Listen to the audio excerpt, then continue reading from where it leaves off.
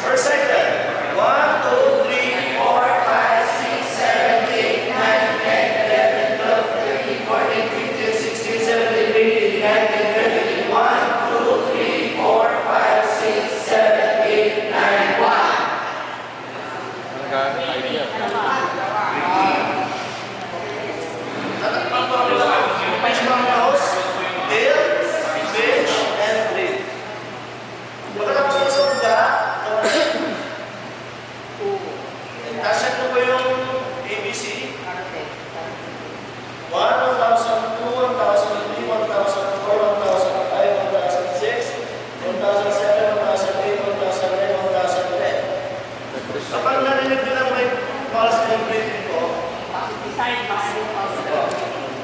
ipupunta nyo po siya sa recovery position.